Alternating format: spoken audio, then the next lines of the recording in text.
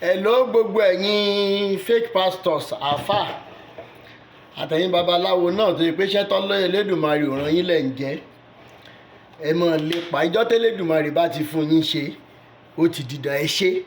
ṣùgbọ́n nígbà tó bá yẹ pé Elédùmarè ló rán àwa ń ṣe ìkọ́kan ìkọ́bálá lẹ́sẹ̀ orí níjọ́ kìíní àná tí bàbá Ọ̀rúnmìlà ń bọ̀ ilé ayé láti àjùlé ọ̀run nígbà tí bàbá Ọ̀rúnmìlà Gbọ́nìrègún ọ̀dàgbèdè méjì ayé àtọ̀run àwọn ọ̀tá dìde sí bàbá Ọ̀rúnmìlà ibo ló rò pé òun lọ gan ibo ló rò pé òun ní èmi lọ sí òde ayé ni láti lọ fi ọgbọ́n ìmọ̀ àti òye tí Elédùmarè fi jíǹkì mi láti lọ fi ran ọmọ aráyé lọ́wọ́ ó ní ò ní lọ ó ní òun máa lọ wọ́n ní tá àbájá kó lọ́ńkọ́ ẹgbà tí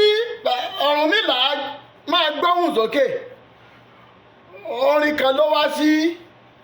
Ọ̀rúnmìlà lẹ́nu orin yẹn ni wípé ọ̀nà kì í dí mọ́jọ́ kó má là ọ̀nà kì í dí mọ́jọ́ kó má là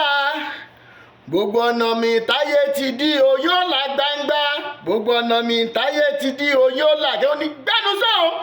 iwájú ta ló ti kọrin tó ń pọ́ gèrè tó ń pọ̀fọ̀ tàbá wá ní òní débẹ̀ nǹkan ó ní ṣe bí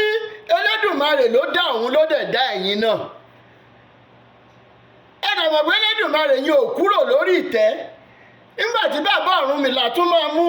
orin bẹnu ó ní bàbá wa bàbá wa bàbá wa àwọn tí gbèrò láti ṣe ibi àwọn náà àwàdà bàbá jókòó sínú tẹ́ḿpìlì omi wo ayé wa mi ṣe ayé kó lè mú ẹ fùfú o nígbà tí bàbá Ọ̀rúnmìlà máa kọrin tán àwọn ọ̀tá rẹ̀ ti ṣí ọ̀nà torí pé ẹni tẹ́lẹ̀dùmarè bá ti ránṣẹ́ kò sẹ́ni tó lè dí lọ́wọ́ níwọ̀n ìgbà tó yẹ pé níyẹn ò jẹ́ sí ara ẹ̀ tí ò dẹ̀ ní lọ́gàn pé òun fẹ́ di àwọn ọmọ aráyé nígbèkùn kó mọ̀ ṣe wọ́n bí ẹrú Elédùmarè dìde mọ́ ṣe la ọ̀nà fún Ọ̀rúnmìlà bàbá Gbọ́nìrègún nìyẹn tọ́rúnmìlà fi wá sí ilé ayé o tó dẹ̀ ṣe gbogbo ohun tó máa ṣe tá a sì ń jẹ lénìí